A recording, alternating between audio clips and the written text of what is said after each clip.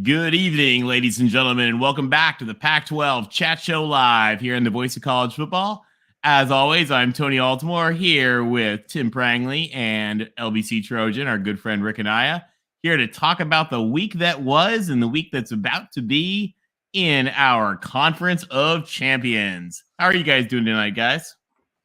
Doing great, Tony. Thanks for having me. Doing excellent, Tony. Good to be here. What a week, guys.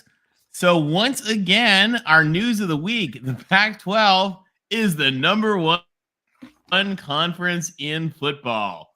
What do you guys think about 8 teams ranked? Oh, they picked a great year to do it. I guess they're running out of time. It just shows when you get competent coaches in line. And also, I think it has a lot to do with as far as going across the board. It just looks like we've been saying for a while, college football landscape's changing. And NIL has had a huge part to do with that. And the transfer portal, you can no longer stack linemen, like happened at Georgia. That's how USC got a lineman. You can't have these guys sit on the bench. They'll go play somewhere else. And that's going to hurt teams. What's going to hurt some teams is going to benefit others. Yeah, I agree. And you take a look at the coaching and the quarterbacks in this league are sick. And after what we saw last week, when USC had the week off, we saw the quarterback play at Georgia and Alabama. They had their struggles. And I'll tell you right now, they have time to get it back. But I would say Carson Beck, having watched him, he might be the 9th best quarterback in the Pac-12 right now. And I'm not joking. I mean, you've got Caleb Williams, Penix, Cam Rising, Bo Nix, Cam Ward, Jaden DeLora. You've got Dante Moore at UCLA that's coming on. You got DJU. I mean, it is crazy. You got Shedeur Sanders. So that is what's contributing to Washington and USC having the number 1 and 2 offense, yards per play, over 9 yards per play. And that's with Caleb Williams playing 8 quarters of football. And everybody saw what Washington did at Michigan State. Was that a welcome to the Big Ten or what? You put up 41 points and over 700 yards of offense. That was the most ever given up by a Michigan State team. And they play defense in the Big Ten. That's what they tell us. That's what they tell us. Yeah. So. Hey, yeah, thank you to Slap Happy for the super sticker there. We appreciate that. Slap Happy, good to have you as always in the chat. Great part of the Voice of College Football community. And thank you to everybody who helped support the community tonight with super stickers, with super chats. Any donations, again, really helps the community tremendously. So thank you guys for everybody that helps out. All right, our next big item of news.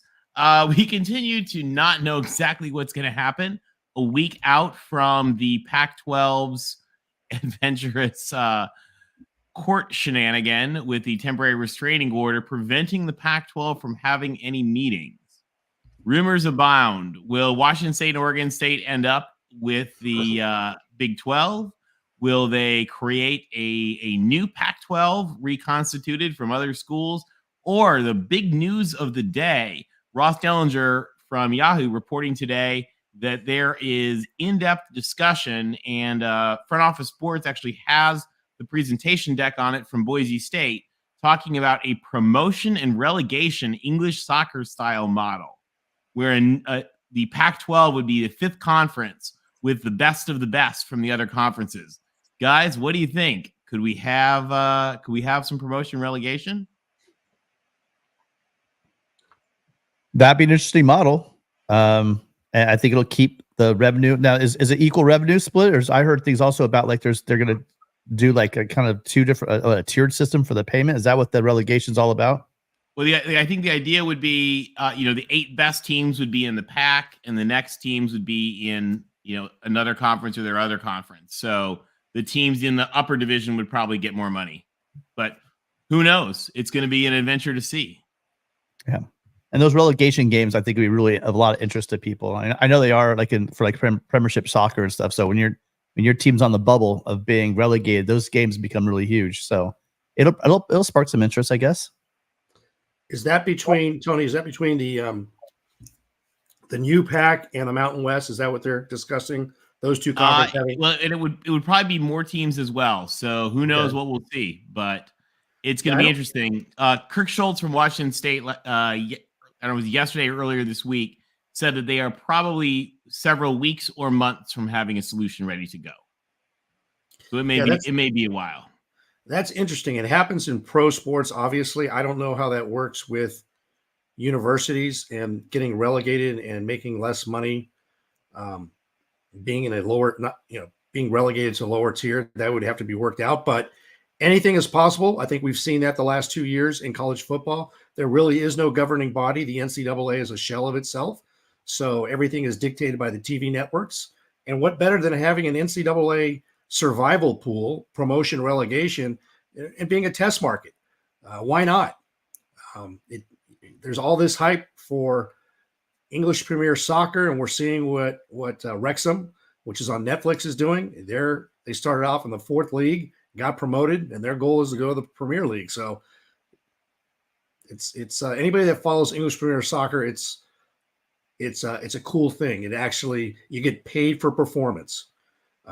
I bet you there's teams right now in other conferences. I'm looking at you, Northwestern. I'm looking at you, Indiana. I'm looking at you, Vanderbilt and Kentucky. You probably don't like the promotion or relegation. You enjoy riding on the coattails and chanting that SEC, SEC, SEC, and letting the big dogs carry you.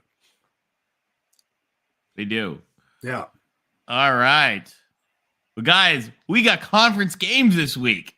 I'm excited, including the Pac-12 championship, as some would call it. So shall we dive on in and see what the word is of the games this week? So first up to bat, a big one here. We've got a Saturday early afternoon game on Fox.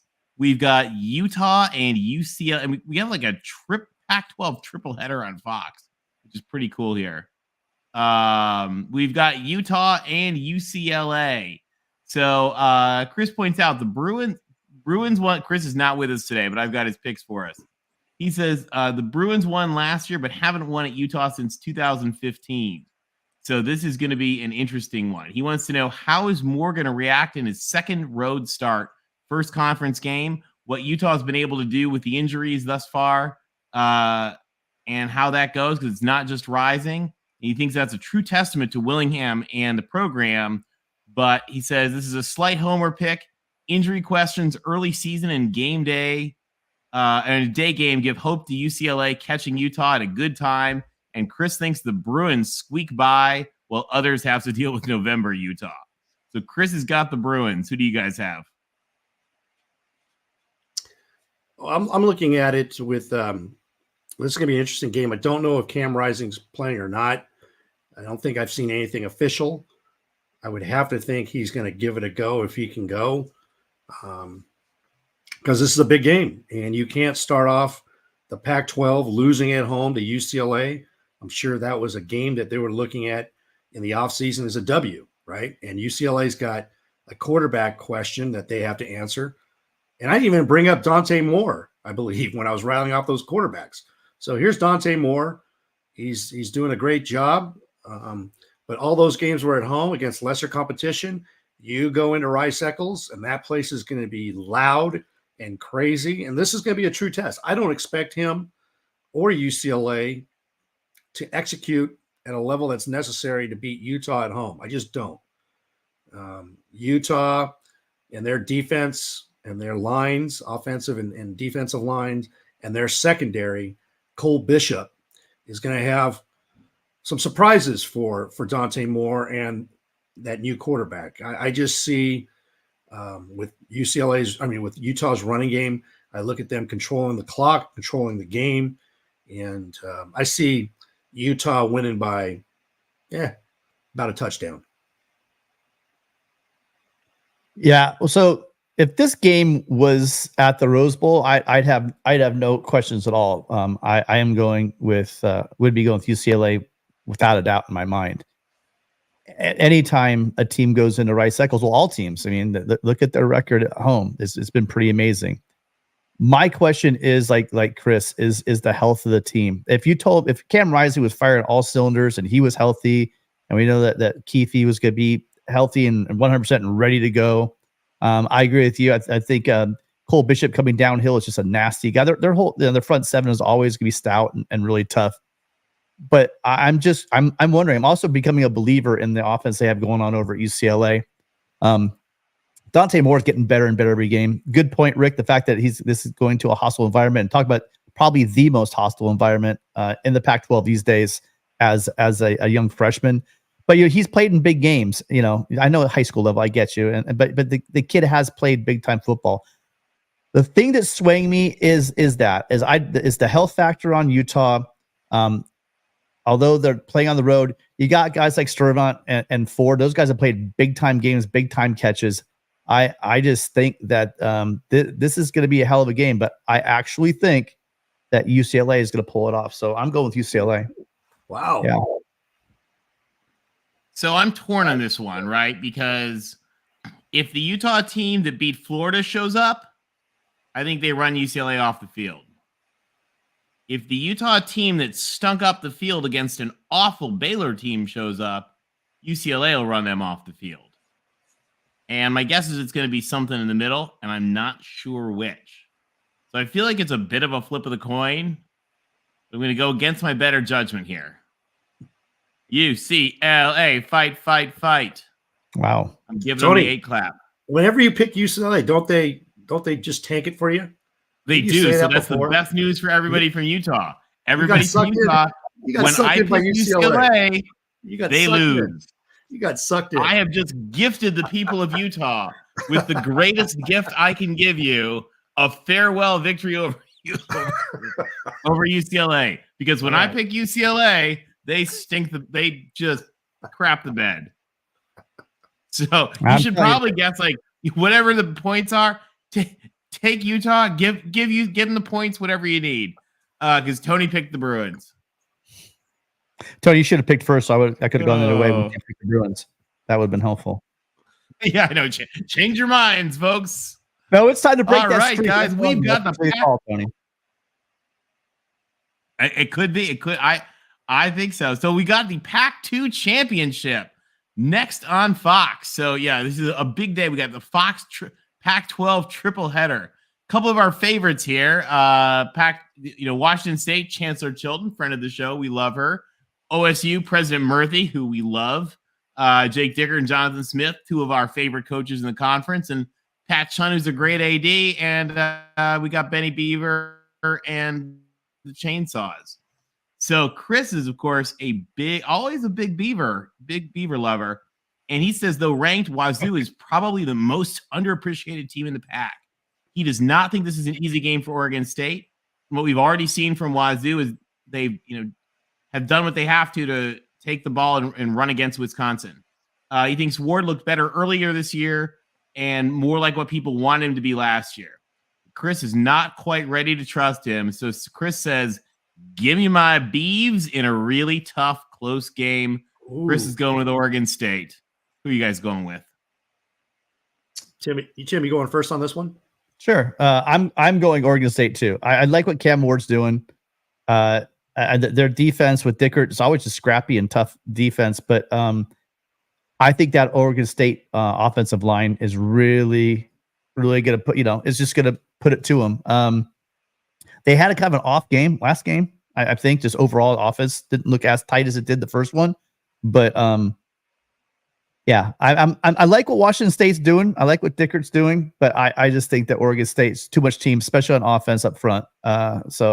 And again, they've been proving me wrong. One of the things I was doubting with the Beavers was their defense, but their defense is playing tough. They lost space, they lost those defensive backs, but as the Beaver guys told me, they said, "Yeah, wait to see we coming in now," and they are. They're pretty stout. So I'm a Beaver believer still. I'm going with the Beavs. Even at home, Martin Stadium, I'm still going to do it. Cougs, baby. This is a team that is good against the run. Washington State, and they had Wisconsin, number 19, come into the Palouse, and they held Wisconsin to 91 yards. They said, okay, go ahead, beat us through the air. We'd like to see you try. And yeah, they gave up some yards in the air. They gave up a total of 277-yard passing, but they beat Wisconsin 31-22. So Oregon State has a great offensive line. They have a very good running attack. And I think the Cougs are going to say, okay, DJ, let's see what you can do. Show us that you can come up to the Palouse and that your arm in the air is going to be the difference. Come win this game. And it's going to be on Fox TV. Look at that, back-to-back. You've got ranked UCLA going into a ranked Utah, and then you've got ranked Oregon State and ranked Washington State. The Pac-12 is where it's at. And I know all the other fans are talking about it, but you got the top 8 teams in the Pac-12 that went 23-0 and out of conference. And you're seeing it on display this weekend with 3 head-to-head ranked matchups. I just think Washington State's going to win this one by a field goal. Go Cougs. This is another one. I think it's a toss-up. It's a close game on the lines. Martin Stadium's a tough place to play, but if anybody knows how to play there, it's the Beavs. And I really think that DJU is the real deal for them. I think he's giving them filling the gap that they needed. I was a little worried about them early in the season. Were they able to fill in the gaps that he needed? And I think they have. So, it's Cougs against everybody, and I hate to try to side with everybody and Cougs against everybody, but I'm going with the Beavs. Beavs win it. I think this is a Cam Ward coming out party on Fox. Everybody's familiar with Cam Rising. Cam Ward is going to show himself. He's going to win this game. Part of the reason why I picked the Beavers, actually, Rick, is because I really do believe in this defense. And Cam Ward's shown the ability to throw the ball away a lot. And he played, but he's in those guys. He's the gunslinger. He's young. Yep. He's doing well in his new offense, but he's just a little too liberal with the ball. I see a couple of turnovers. And the one thing also, the issue with Wisconsin is we remember those Wisconsin lines, back in the day. They have not had those lines in a while. You know who has those lines? The Beavs. The Beavs have a really big, nasty line. And behind Adrian Martinez, I would be shocked if they held him anywhere near 100 yards. That's why initially I was going to go with them again at Martin Stadium. This is one of those things where, if you're playing in Corvallis, I'm like, shoot, no way, it's a done deal. But what gave me pause is the location, just like the UCLA game. But I still just think that the Beavs just have too much for them. But it's going to be a good game. You're right. I think it's almost a coin toss game, in my opinion. All right. Another big one. Maybe not. I guess this one isn't really a big one. We've got Arizona, who, having perhaps a better season than folks think, against Stanford, who has been challenged. Chris says Sac State is a good FCS team, but that was not a good look for Stanford. Arizona, obviously much better. Chris is going with the Wildcats. Chris is back in the A, bear down. Who have you guys got in this one? Well, the only way that Stanford has a chance is if Arizona just turns the ball over. I think ASU turned the ball over 8 times to Fresno State. Now, I don't see Arizona doing that, but they do have a wild card in Jaden Delora, and he can get all Delora on himself. If that's the case, hopefully Jed Fish will just pull him. But there's no way that Arizona is going to lose this game. This is a winnable game. They have to win this to have any chance of being bowl eligible. And Stanford just doesn't have enough. Not enough pieces on either side of the ball, and Arizona is going to win this by 10 points on the road. Yeah, Stanford's arguably one of the worst teams, but Arizona's not that far off with their that defense that they have. Defense is pretty bad.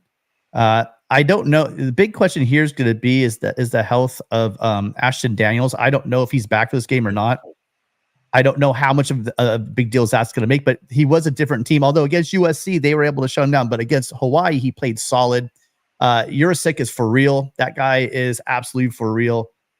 But at the end of the day, like Rick said, Delora is good Delora, bad Delora. He could be medium Delora, and they're going to be able to beat this Stanford team. This Stanford team's really bad. Unless they're turning the ball over like mad.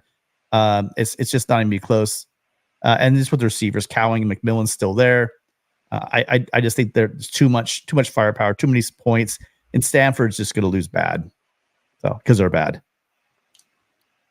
Yeah, I looked for how, like, I thought about, how does Arizona do at Stanford? The answer is just fine. This is not a place that's cursed for them like it is for Oregon, and Stanford. I don't think they have the horses to stay with Arizona. So back the A, Wildcats roll. Bear down. All right. What might be the game of the week, guys, on ABC mid-afternoon. We've got two huge Pac-12 games, both on big TV going up against each other. We've got from Autzen Stadium, Oregon versus Colorado on ABC. Chris is a believer. He says Oregon by 3 or 4 touchdowns. Like Utah, it's very hard to win in Autzen.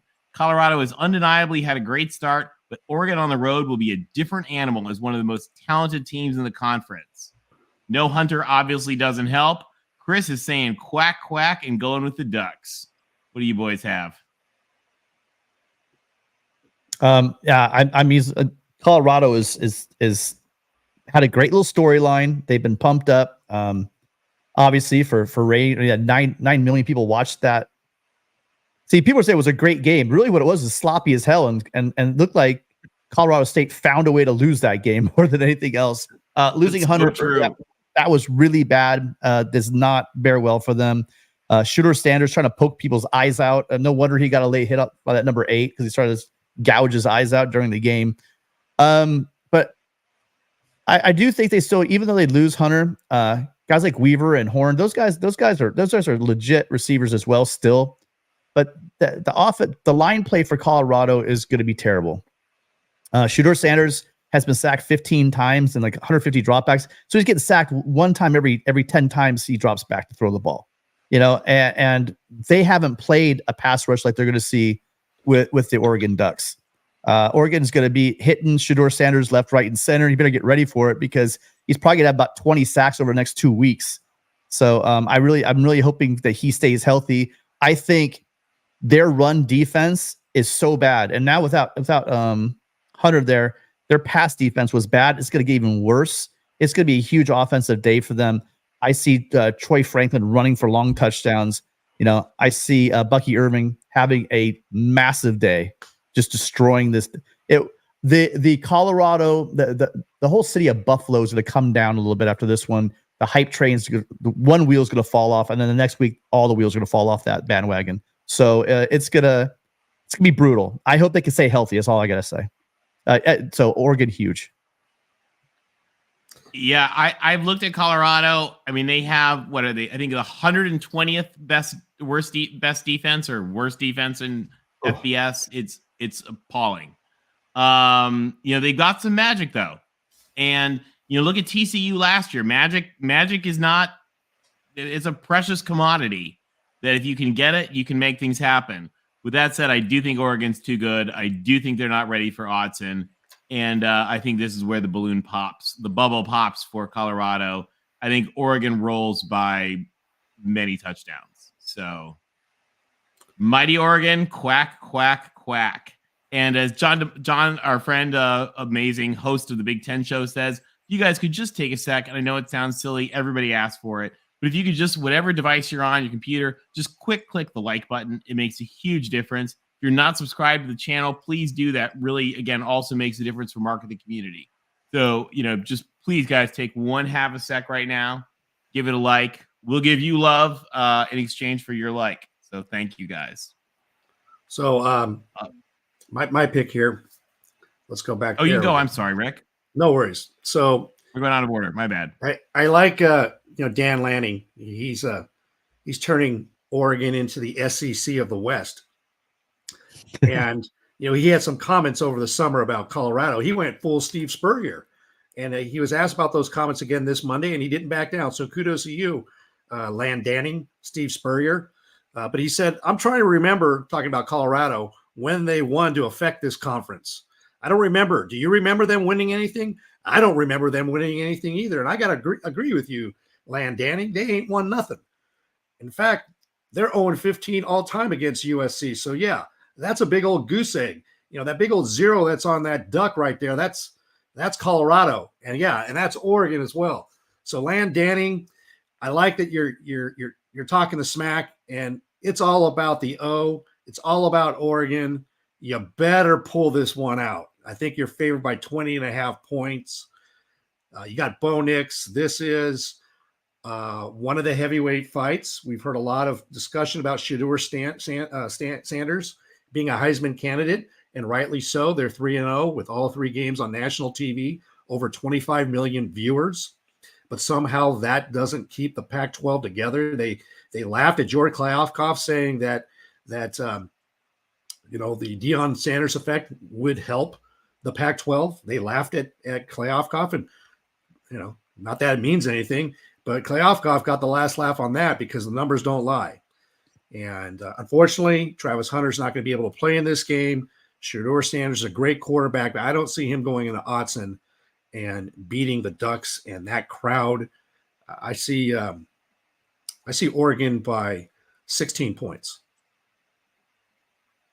Ducks. Sounds good. I think you're all right. So we got unanimous picks for the Ducks. Boys, do we need to all take a shower after that? I feel dirty. I need some bleach. I'm gonna take a swim in the pond. I know. I've just taken the Ducks and the Bruins. I'm real dirty. Actually, and I'm about to get even dirtier because as a Trojan who's a native of the great state of Michigan, we've got Notre Dame and Ohio State.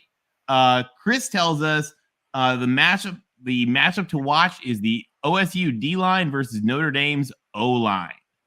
So he says his Ohio State sources think right tackle may be an issue and might be able to get to the QB that way. Chris loves Notre Dame running back and says he's a stud as well, but he puts the ball on the ground a lot. Chris thinks it's a great game, and Chris says Ohio State in a nail-biter. Fight that team across the field, boys. Who's going to win this showdown of my mortal enemies? Well, the game is at South Bend. First thing I look at is the quarterbacks. You got Sam Hartman. This kid's a veteran, another Heisman candidate. And you got Kyle McCord and Devin Brown. And they're developing right now. New quarterbacks playing in South Bend. Then I look at the running game. And I like Notre Dame's running game. Yes, their back does put the ball down. But at the same time, I don't see Ohio State having a tremendous running game. And you're going to need to do that if you're going to help slow down Sam Hartman in this offense. So at the end of the day, there's going to be some challenges on the lines, but Sam Hartman's a veteran savvy quarterback. He makes those wide receivers better. I think at the end of the day, it's going to be too much Sam Hartman, and they're going to win this game by 4 points. Notre Dame, Gomers, over the Buckeyes. Yeah, I agree. And for the similar reason, Estime. So last year, Will Indeed said, "Hey, you got to watch this Estime guy." Yeah, and I had been. And every game I've seen him, he just seems to get stronger and better. And every game this year, he's been breaking these explosive 50-yard touchdowns and stuff. He can catch the ball. He's fast enough to get on the edge and beat linebackers and just break angles. And he'll come right at you and smash you in the mouth. He's gonna test him. And I do think that the O-line that they have for Notre Dame is going to give him lots of holes, is going to protect Hartman. And that's the key here also. Hartman is that piece that they have been missing. They've had a liability at quarterback for a long time at Notre Dame. They've had great lines. They've had great backs. They've had great front sevens. They just haven't had a quarterback, and now they do. And again, that was my biggest. I say it all the time. I'm called a Kelly hater, but okay, yeah, I hate him. But also the fact is that he's never. What indictment I have for Brian Kelly's. How does Notre Dame not get quarterbacks like Hartman every single class? And Brian Kelly couldn't do it. Well, they have it now. And Freeman, I'm believing. I think it's going to be a hard-fought game. This is clearly going to go down to the fourth quarter. And I've not been impressed with Ohio State's offense. I just haven't. I really haven't. And they're going to face pretty good athletes on their side. Marcus Freeman's going to have his guys coached up, ready to go. He's a defensive kind of coach, played linebacker at Ohio State. So this will be an interesting game for him. I can't wait to see this game. It's going to be I think the best game of the first 3 weeks, in my opinion. And I think the Irish sneak out a win here. So I think Ohio State should win this game because Ohio State's a better team. They have better athletes. They've got the elite program. Things are rolling. But Notre Dame Stadium is haunted. Bad things happen there that aren't supposed to happen there. I've seen it my entire life. I mean, heck, I almost went to school there. That place is haunted, and this pains me. Cheer, cheer for old Notre Dame. I think they pull it off, and I think the Buckeyes are miserable. Hey, is this Notre accurate? Dame, I'm not sure.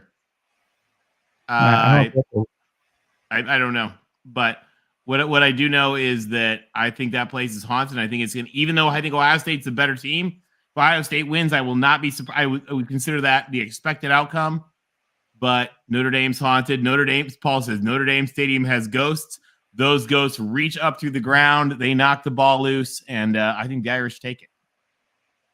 So that sets up quite a showdown for USC at Notre Dame. Mark says it is accurate. So yeah, it's been a while. Can Ohio State can they get some exorcism going of those ghosts of their own? I don't know. But if you guys want Mark's pick, you're going to have to join the Patreon, because he puts out his picks and he's tearing it up this year. So you guys want a preview of Mark's picks, join the Patreon, become a member, join the Patreon. It is definitely worth the $5. I'm sorry. What was the comment about? Was it that Notre Dame hasn't beaten Ohio State at South Bend since 1936? Mm-hmm. What was it? Was that the 36? Wow. Okay. So here we go. Mark says Ohio State won in 95, 96, 05, 15, and 22. Wow. Didn't know that. All right. That's crazy. It'll be interesting. Yeah. It'll be interesting. We'll see.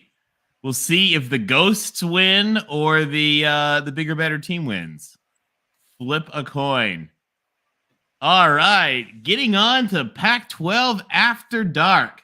We have a game that both of these teams also feel is haunted because weird stuff happens when they play each other. And going back through history, kind of always has. Weird stuff has always happened when these two take each other on.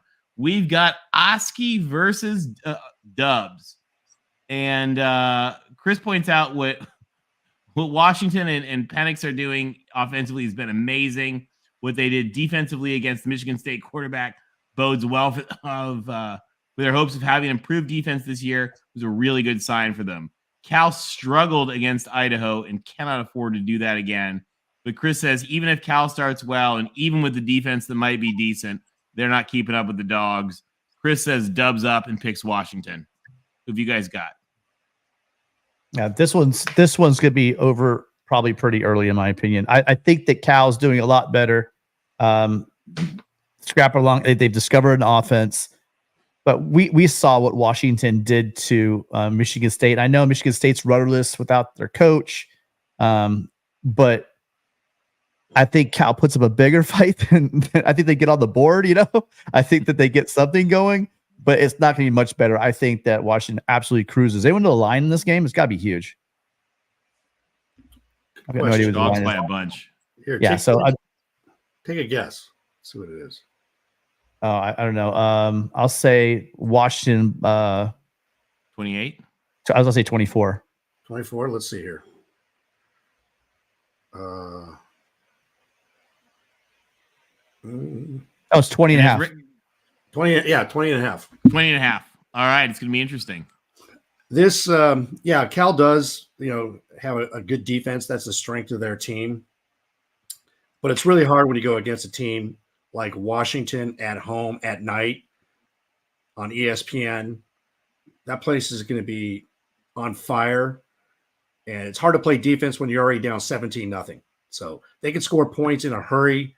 And that's Cal's kryptonite. They cannot score a lot of points. So your defense is not going to do much when you're down 17-0. So the Dogs are going to roll, bow down. They're going to continue to make a statement. Michael Penix is going to have another great outing. I see Washington winning by 24. Sorry, Bears. Yeah, and one other tidbit of this game. So we don't have an official announcement from the school yet, but the University of California at Berkeley has been trying to resolve its name. So they think there's a disconnect between its traditional name of Cal or California and UC Berkeley. And so they actually did a whole study on it, looked at all the analyses, and then picked the least popular option among everyone that they studied and have recommended that they start referring to themselves as Cal Berkeley. So in their first game as Cal Berkeley, or maybe their second game, whatever it is, I think Washington just curb stomps them. And I feel bad for the Fighting Oskies on this one, but dubs up, bow down to Washington. I think they've got it. They're just too much. And while we're at Pac-12 After Dark, in a game that once invented the phrase tarmac as a verb, USC is headed to face Arizona State in our last game in the desert. Chris points out ASU is absolutely decimated with injuries. Maybe there'll be a different team later in the year, but right now, probably the worst in the conference. Chris thinks it's USC easy, and you know that pained him to say it. Who have you guys got? Well, I'm going first on this one. I believe this is the 10-year anniversary of the tarmac, isn't it? Wasn't he fired in 2013? Yes, it is the 10-year anniversary of tarmacking as a verb. So wouldn't that be something if Lane Kiffin beats Saban and Alabama, the 10-year anniversary of getting tarmac, he gets crowned the king of the SEC, taking down Saban. And Sarkisian did it in the same month. 2 fired USC coaches for personal problems go on and boat race the SEC and Alabama. Oh, please make it happen, because that's the most enjoyment you're going to have with this game. It's like the other storylines. This is not a game. This is just, giving it to ASU. Thanks for being a part of the Pac-10 and Pac-12. You did absolutely nothing in 45 years. I'm sorry. You went to a couple Rose Bowls and you won one. So you did a little bit more than Utah. Take note, Ute fans. Sorry, little Larry Pilgrim. Just telling you the truth. Enjoy your time in the Big 12 coming up soon. But ASU, this is a karma game. It's for Ray Anderson. They have the Fire Ray Anderson web address. They've got trucks running around the stadium. They hate that guy, the AD, who's good buds with Herm Edwards. And he could have taken the penalty last year, a self-imposed penalty when they were 3-9 and going nowhere. But what does he do? Like 3 days before their first game, oh, sorry, we're going to go ahead and self-report, and we're gonna become bowl ineligible this year. We're not going to go to a bowl.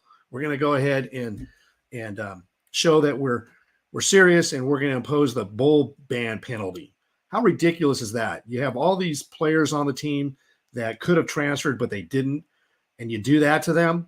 That's how dysfunctional ASU has been for 45 years. They are known as the sleeping giant. They never woke up. They're dead, 6 feet under. Good night, Sparky. There'll be a 50 burger by USC by halftime.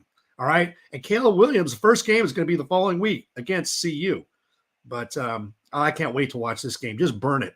Burn, Sparky. Now, Alex brings up a good point. That Jake the Snake team came a drive away or stop away from winning the national championship. And they've had some teams that have really, unlike some of the other programs in the Pac-12, that really have pushed teams to the limit. I know they've had USC's number for a while in the 80s, and then most recently a couple of games as well. But unfortunately for the Sun Devils, they have a fairly decent defense. But the problem is their offense.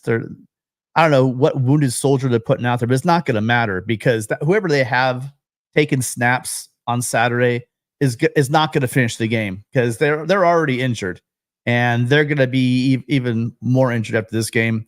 USC is going to roll. USC could probably pick the number, and there's a good chance that USC might even shut them out, because that's how bad their offense is. Their defense is solid. I think it'll be a great test. I think it's a really good situation for USC, because they're going to have their offense go up against a pretty good defense without the concern of the other team being able to score points. So it is almost like a scrimmage. It's almost like you're putting your ones against the twos, and live bullets and everything. But again, the other team's going to be shooting blanks. So it's going to be great. Their best play is going to be the punt, but not so fast. We stole their punter. Yep. Now.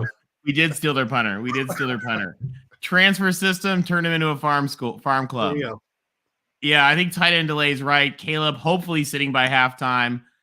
My brother was at this game and actually had shenanigans while he was there. My brother was at this game when Lane Kiffin got tarmacked. Oh, no way. In fact, Greg was at the game longer than the president and the AD who flew back to arrange the firing. So in honor of my brother, USC by 1 billion. Fight on. All right. Well, if you are in the LA area, guys, and it won't be for very long because they're not open too late after, if you happen to need a place to watch the game, LBC is going to be live at Tustin Brewing Company for our post game. LBC, tell them what we've got going on. So, yeah, a little unusual here because Tustin Brewing does close at 11. So, wouldn't you know it, the first game they have us at 7:30. So maybe the game ends by 10:30, 10:45. But I will be there starting off the post-game show live from Tustin Brewing. And once they close, I will head up the road and continue the post-game show from my residence. But come on out. It'll be a good time. They have Fight On Pale Ale. Come join, make Tustin Brewing your home for USC away games, and hope to see you out there. That'll be a lot of fun. All right. So those are the Pac-12 games this week. Let's take a look at our weekly power rankings and see how we're doing, guys. So if you got, I need to fix that. We'll come back to that. We would love to have you guys call in. We'll put the link in the chat in just a minute. Our phone line is having some issues, but we'd love to have you guys call in and tell us about your picks for the Pac this week. But let's dig in here, guys, to the power rankings. So we do have a little bit of unanimous decision here among the group. There are the two worst teams in the Pac by far, and they are Stanford and ASU. Is there any debate on this one? No. Yeah, ASU's quarterback situation has them where I have them. They couldn't beat a JV team at this point. They couldn't beat that team. They had to go down to high school. So yeah. Now, what's funny is the Pac-12, as you guys know, is arranged in 5 pairings. The travel pairs, the city pairs, six. I still think of it as the Pac-10 from the old days, but in 6 travel pairings of schools that go together. And those 2 pairings, the San Francisco pair and the Arizona pair, are having a little bit of a struggle. So the only debate here is who is better, Cal or Arizona? Any thoughts? I see Arizona being better just from a standpoint of at quarterback play. I don't really know that Cal has a developed quarterback. They have Sam Jackson IV. He's the transfer from, I believe it's TCU, and he got a little dinged up. But Jaden Delora his ceiling is a lot higher than obviously Jackson, and the skill players at Arizona are pretty phenomenal. The wide receivers. Yeah, they do have really good skill players. But the one reason that has me putting Cal above them is I think there's a more well-rounded team. Their defense is definitely going to be able to play with anybody, and not play with anybody.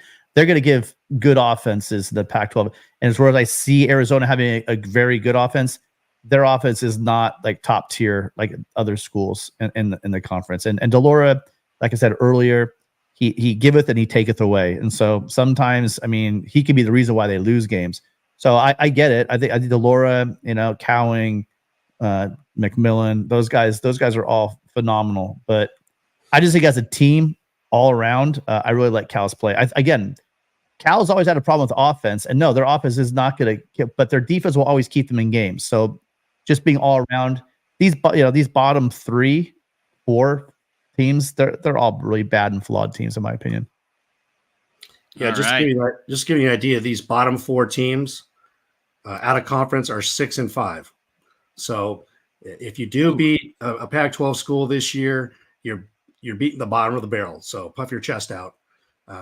But the top 8 teams, again, 23-0. The bottom 4, 6-5. All right. So moving into the 23-0, the undefeated Pac teams. We seem to have a little consensus. Differs from the rest of the country, boys. We're putting Colorado at number 8. Ricky gave them a little more love. Their defense is absolutely tragic, Tony.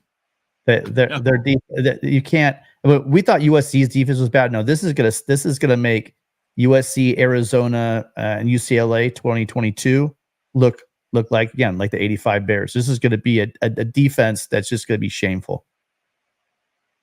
Yeah, and you saw what Washington State did earlier in the year, going to Fort Collins and putting a 50 burger on Colorado State. I believe the score was 50-24. So, yeah, the defense, Colorado's defense, and it's not going to get better over the course of the season now that they start playing some real teams. They're going to sustain injuries. It's part of the game, as Tim says. It's a game of attrition, and they just don't have the depth pieces to come in and take over. So they're playing a lot of reps, and now you have to go to Autzen. And, after going, a double OT at home against Colorado State, then you got to go to Autzen. Oh, and then you got to come home and play USC. Yeah. And here's the thing. They try to have a running game, but their offensive line is like little children out there. So that's why they're having so much trouble with the running game. That's why the running games like kind of like screens and little like flat passes to the running back, because they can't run between the tackles. And again, a one-dimensional team is not going to survive very long. All right. Next up, we've got some mixed votes here on the Bruins. Some think they're number 7. Some think they're number 5. Chris doesn't necessarily fully believe in his own team yet. Guys, what is this Bruin team? Well, I think it's to be determined. They've played 3 teams that I think Coastal Carolina was the best one. They just finished playing North Carolina Central, and they had another victory. God, it was San Diego State. That was a good win. But you could blame Michigan for backing out of the game. But I think they're a team to be determined. I have them below Colorado just because of the quality of teams that Colorado's beaten, and I think Shedeur Sanders is a real quarterback, and Dante Moore. Not to say he's not going to be sometime, but he's still young. And I just see Colorado being above UCLA right now. It's a fluid power rankings. And hey, if Dante Moore goes in there and beats Utah, and I don't care if they don't have Cam Rising or not, but you go in and beat Utah, then that's always going to change. But moving forward, we'll see what happens. They had, so the thing with UCLA, why I have them, well, let's start with Colorado. Like I said, Colorado is just going to get worse. And they peaked out and they barely scraped a win against Colorado State. UCLA, I see, is the other way. They have pieces together they brought in that are going to get better and better every single game. And we're seeing that when you have a young quarterback like Dante Moore, he's going to get better under Chip Kelly and that offense every single game. And they're not one-dimensional. The running back that Chris used to talk about all the time, TJ Harden, he's a sophomore, and that guy is a beast, and then backed up by Carson Steele. I'm not totally sold on their offensive line, but their offensive line's okay. It's better than I thought it was going to be. And Latu coming from the edge, their defense, their front 7 looks totally different this year. I think that they're not going to be world beaters, but I think of the middling teams, I think UCLA is by far the most dangerous. And I'm not looking forward to playing them at the end of the year with Dante Moore, 11 games under his belt. I'm not looking forward to that game. It'll be an interesting one. All right. Next up, we've got some mixed votes here on Wazoo and Utah, guys. And I think Tim, you and I have been debating this UCLA-Utah sort of who goes where. We're going to find out this week. But Rick, you got the Utes as number 3. Rick is a Utes believer.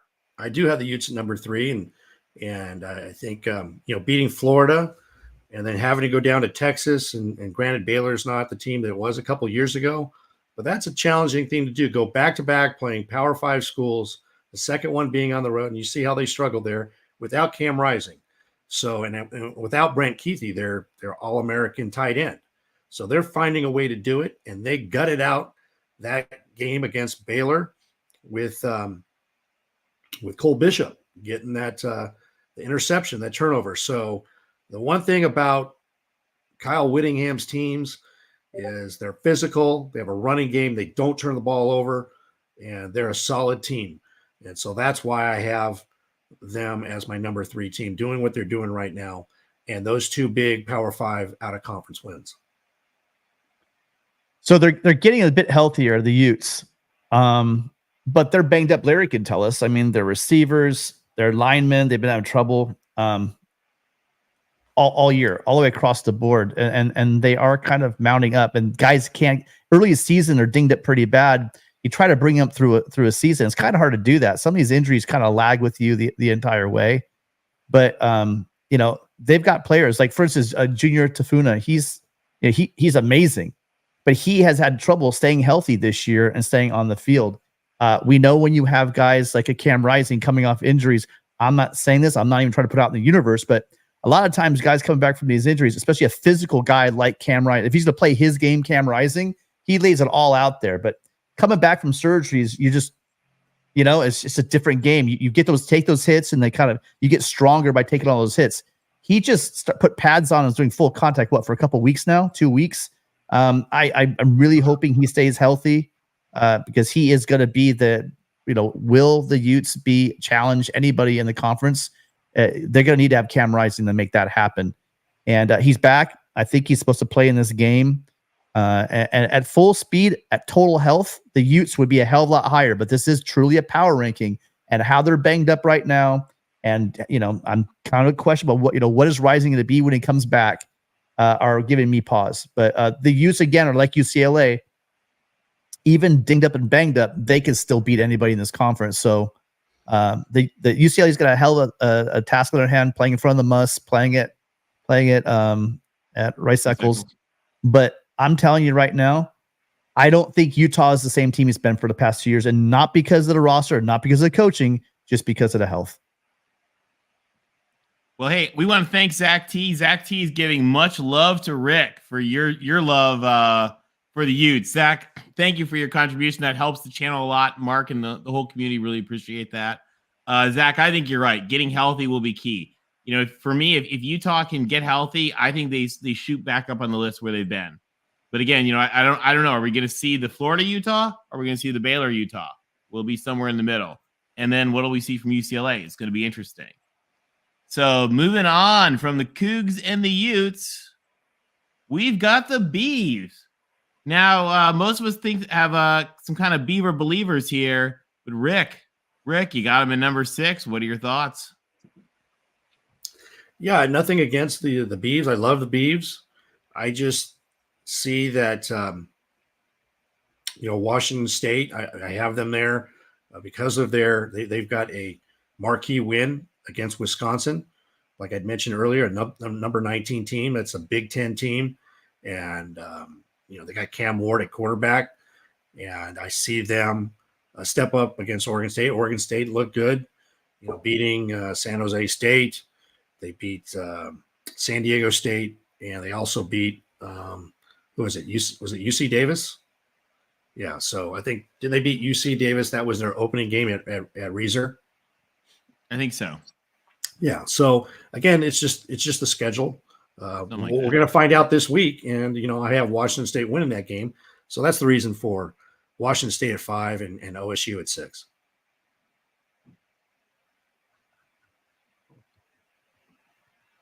Well, for me, for the Beavs are just the same team that Move they've on. been. They're the same team that they've been, but the defense hasn't fallen off. Like my fear was Oregon State, they're going to get a good quarterback in there, and their defense will take a step back. But so far, they're flying to the ball. They're playing great team defense. They've always tackled well under Jonathan Smith's teams, and the offense behind Damian Williams is that they have a very balanced attack with some solid quarterback play, good tight ends, and that running game with Damian Williams and that offensive line. I think they can beat anybody in the conference. It's going to be an interesting one. All right, number 3. Filling in the gaps, we've got the Ducks. Boys, are we going to learn a lot about the Ducks this weekend? Yeah. And is there any chance that Colorado stuns the Ducks? No, but we will see this their offense. Like I said, with Horn. The guy can absolutely stretch the field. Shedeur is a very capable quarterback, but I think he's going to be pressured. But we're going to see how can he play under pressure. What's going to happen. If Weaver and Hunter, because Hunter's not there. Weaver and Horn, can they exploit the Ducks secondary, which has been a problem for them for a while, or have they fixed some things on the back end? It's going to tell us a lot about their defense. We know their offense is to go off and torch Colorado because anybody's going to torch Colorado's defense.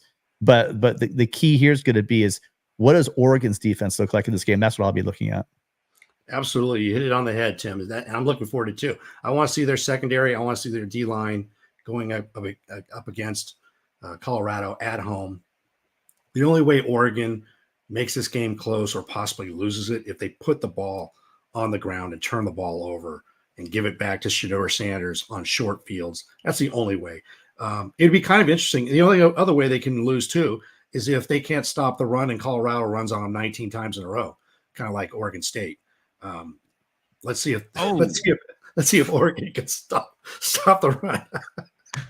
Okay, how funny would it be if Colorado ran the ball 19 times in a row to beat Oregon at Autzen? Would that not be the most packed? You know what, guys? Yeah. It's in the middle of the afternoon, so after dark rules do not apply. I mean, can you imagine the press conference? Can you imagine the press conference? Dion, why did you take the ball out of your son's hand and run it 19 times in a row? Right? They couldn't stop it. Show me that you can stop him. If it ain't broke, well, I'll fix it. Keep on running the ball. I think the Rollers said about running the Colorado rushing attack. So I don't think we're going to see anything special on Saturday. But hey, what was it that John McKay used to say about running the ball? It's not heavy and he's not in a union. That's right. Yet, as we heard from Washington today. Yet. All right. And then no surprises here, guys. Unanimously so far, 1 and 2. It's going to be an interesting showdown in November when the Trojans and the Huskies face off each other. I don't think either of these teams has a big challenge this week, but is there anybody that should be nervous? No, again. And the reason why I'm going to continue to pick USC is I think I'm truly amazed with Polk, Odunze, and that was the third guy. The receivers are amazing. And Polk, Odunze, and who's the McMillan, the other McMillan. They're gonna get their points. When these guys play, it's gonna be amazing.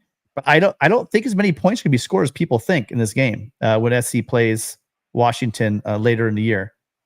The difference maker this is clearly everyone goes, oh, Penix is the best quarterback.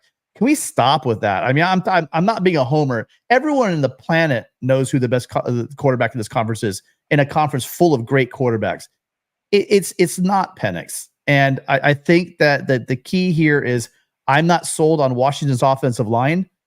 I am now sold on USC's offensive line. It's one of the better offensive lines statistically on PFF in the entire country. The top 10 offense of line, both pass rush and pass protection and rushing is one of the top 10 teams in the country statistically. And I think that they're showing every game, just like I was talking about how Dante Moore's going to get better every game. this USC offensive line is going to continue to gel. And I'm not sold on the interior offensive line of Washington. And I think our interior defensive line is going to have a field day. That'll be the difference in the game in a couple of weeks. Well, a little more than a couple. All right. Tim, I agree with you with respect to Penix. He is a good quarterback. He's not better than Caleb Williams. And start preparing. You got 10 days to prepare your post-game show after the Colorado game, because that game, circle it. Everybody watch that game. Caleb Williams is going to play a full game, and he's going to basically quiet all the doubters, all the chirping, because he's hearing it, right? And he's going to go against Shedeur Sanders, and that's going to be knockout number one of the heavyweights, all right? It's going to be national TV. There's going to be 2 hours of prep in the big noon kickoff. Everybody's going to be watching that game, and he's going to do magical things and just basically say, okay, I'm setting the bar. Who's going to be able to compete with me for the rest of the year? Look what we just did to Colorado. That's what's going to happen. That game, he is going to be unbelievable, because that's the type of player that guy is. And he's big in the biggest moment. I'm looking forward to it. All right, guys, we've got some callers already lined up. We'll put the link back in the chat again in just a sec. But first up to bat, we've got Larry. Larry, welcome to the show. Hey, guys. How's it going? What's up, Larry? How are you Larry, doing? how you doing? Oh, it's going pretty good. So I had somebody at the practice yesterday at the for the Utes. Cam Rising's running full speed already. Nice. Don't know about, taking a hit, how that'll affect him, because that's usually, the biggest worry you have. But with these braces they have now, I think you got a little extra protection. And as far as the defensive line, we're 6 deep this year. We're Peppa, I think, is coming back. Tafuna has had a little bit of a lingering injury. They brought him in second half of Baylor game. And then everybody. Well, what's funny is Kyle's playing a little bit of a game. He held all those guys out against Weber State because he wanted to make sure he had healthy guys for UCLA. So that's smart. A lot of these guys are coming back. Kuthi probably won't be back till at best Oregon State. If not, he should be back for Cal after the bye week before we play USC. Okay, wait, Larry. I always pronounce his name the way you pronounce it. And this is like the third time you changed the pronunciation on me. The tight end? Is it Kuthi now? It's Kuthi, yeah. Kuthi, I mean, I don't know. It's like every season. They say Keithy. They say it's Keithy. Like Keith with an E at the end. Yeah, Keithy. So okay. I guess I'm just going off of English, and a U and an I is a, so yeah, I'm feeling pretty good about the Utes. I get Cam's on the money. There's no rust. He's Cam. So it's just, the hits that we got to worry about. And also we just got through playing the first game of the year. So I went back and looked. Florida and UCLA run a lot of the same offensive concepts.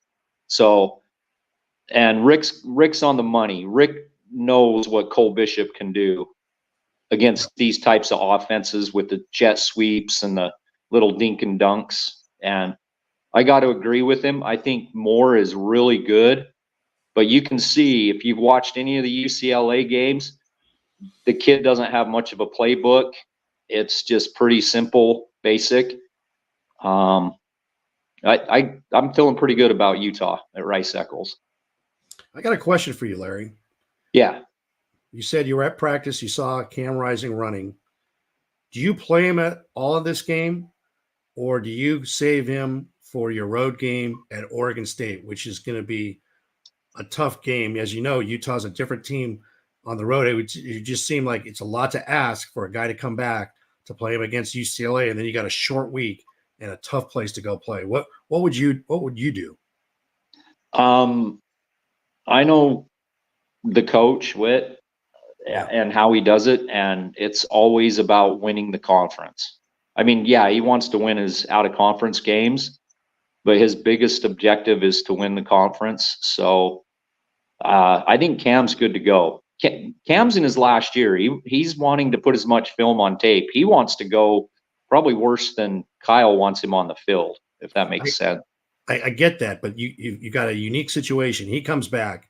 He's playing at UCLA, playing versus UCLA at home, and then you got a short week, and you got to go play a physical Oregon State team on the road at Reser Stadium on a Friday night. Yeah. So, I mean, I say play him. If he's good to go, if he's cleared, you play him.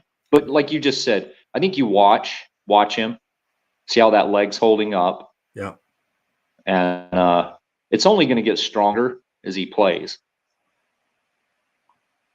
Yeah, they won't beat UCLA without Rising. I just don't. It'd be now. Would you say Florida's as good as UCLA?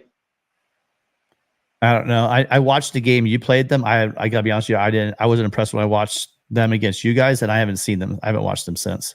I didn't watch that Tennessee game, but we don't know how good Tennessee is. You know what I mean? If you put UCLA and Florida on a neutral field, I would say flip a coin. Their defense is actually really good. And I think a couple of mistakes they had against Utah cost them. It might have been a little bit closer, but I know this defense, and it's been since 2019 that Morgan Scalley had two safeties that were competent that could do what these two safeties can do. And so I've said it all year that this defense is going to be just as good as the 19, if not better, because we're 6 deep on the line and our edges are actually playing contained for the first time. So I'm feeling good about it. And then I'm with Rick on I think Wazoo. Didn't Wazoo put up more on Colorado State than Colorado did? Yeah. And that was without overtimes. Yeah. And that was without overtime. Colorado State. Yeah, regulation. Regulation, they put up more than I think Wazoo's offense might be a little more dangerous than we think it is. No, and Cam Ward, we've been talking about him for a while. He's that wild card. He's the wow guy that was coming in. It's just last year he played a bit too wild. He's been inconsistent. He puts up yards, but he also makes some plays that make you scratch your head. He does seem like he's a little bit more comfortable in this offense than the one he was running with the guy he brought over from Incarnate Word. But I've watched the Beavers for a couple of years now, and I know that Beaver offense. So I'm not saying it's gonna be a runaway game, but I just don't see. I don't even at Martin Stadium. I don't see them winning that game. Yeah, we'll see. This will be a great test. Should be a good game. Well, if you got callers on, you can let me pass on by. Get to the next. Thanks for calling in, Larry. Thanks, Larry. Good luck. Good to talk to you as always. Yep. And supporting Larry, we've got Zach T. Zach, thank you for your contribution. Helps the channel. We really appreciate it. Zach says to beat Florida and go to Baylor and win isn't easy. And that is true, let alone doing without at least 6 starters in each game. Defense wins games, go Utes. That is very true. Defense wins games, and defense wins championships. So, Zach. Thanks for the super chat, Zach, and you're exactly right. And that's why I have Utah at number 3 for those very reasons right there. Is going back-to-back, not easy against Power 5 opponents and winning them both. All right, next up, we've got Jeffrey from Only Talk Sports. Jeffrey, welcome to the show. What's up, Jeffrey? I'm glad to be back on the Pac-12 show, and it's been kind of busy lately, but gotta come on for this week 4. All of these games, and the Pac-12 included, it's going to be insane. Before I get into it, I do have to say, though, I think that California should realize if you call yourself California, you're the whole state, you're the state school. You go Cal Berkeley, and you're reducing yourself to just a town, a city in the state. I don't get that. You're Cal. You're California, not Cal Berkeley. I'll keep calling them just Cal. But that's about all I got to say. Since you have this game on screen, Penix is going to ball out. And I do agree with all you guys that Caleb Williams is the best quarterback in the Pac-12. I mean, he won the Heisman. He's fantastic. The offense is insane. But the only thing Penix has is when he's able to throw the ball deep, he's probably the best deep ball thrower in college football. He just doesn't have the legs Caleb Williams has, and probably overall USC as a team is better. The O-line, as Rick, Tim mentioned, I think you might maybe mention as well, Rick, and then you talk about the defense, of USC's being improved. USC's probably a better team, but Penix, that one attribute of slinging the ball 75 yards down the field like he's capable of, that's the only thing he's got over Caleb Williams, just by a little bit. But he's not a better quarterback than Caleb Williams because he can do more. But, yeah, Washington big here. I feel bad for Cal because they're not going to have a shot in this game. And USC, it's going to be even worse with Arizona State.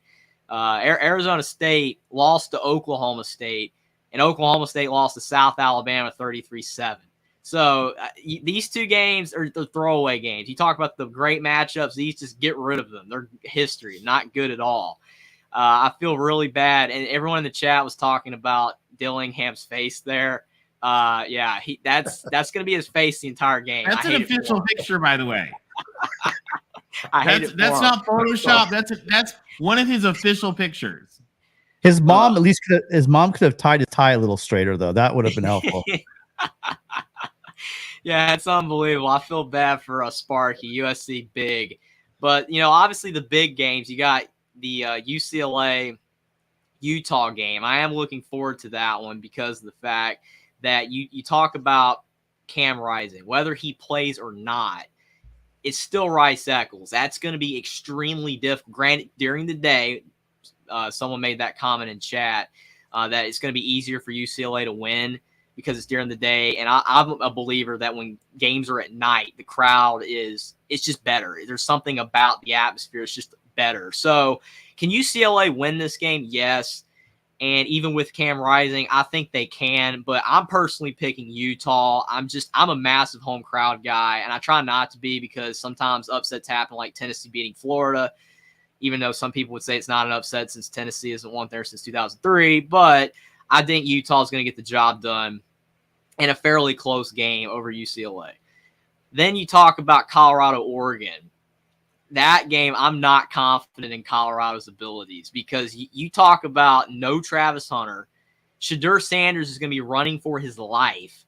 And then the defense for Colorado. The defense for Colorado is Nebraska made them look good. That's the thing. That Nebraska game made Colorado's defense look good.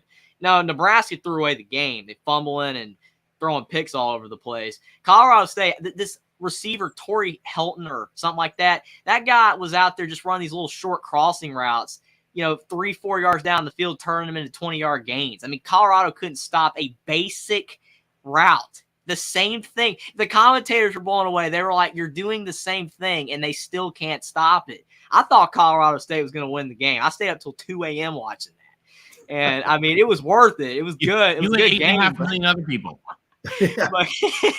But Colorado should have won that game by a lot more, and they survived. But, yeah, I got Bo Nix and the Ducks winning this game by a pretty solid amount, by around 14. Odson's going to be too much, and he should have a field day against Colorado's defense. And then the other game, you got Washington State and Oregon State.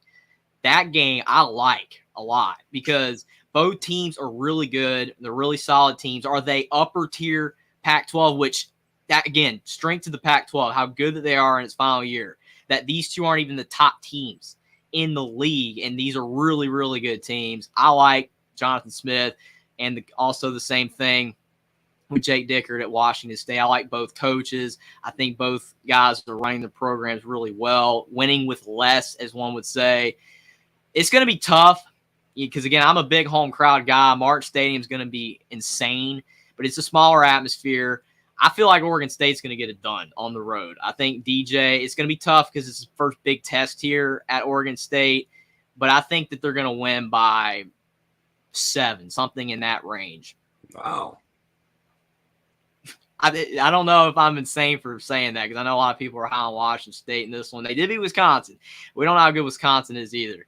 And then obviously you've had Notre Dame, Ohio State. Everybody's been talking about Notre Dame, Ohio State, and Arizona, Stanford. That's the other one I was forgetting. I got Arizona. Arizona's beating Stanford. But Notre Dame, Ohio State, that game is going to be really interesting because of the fact that, again, South Bend at night.